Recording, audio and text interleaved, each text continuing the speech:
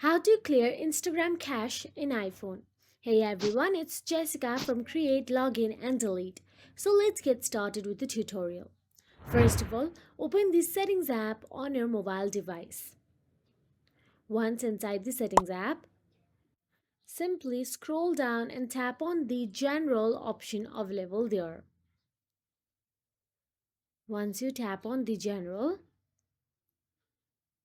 scroll down and tap on the iPhone storage option available there. Again, once you tap on the iPhone storage, you will get to see the long list of apps option available. Scroll down and tap on the Instagram.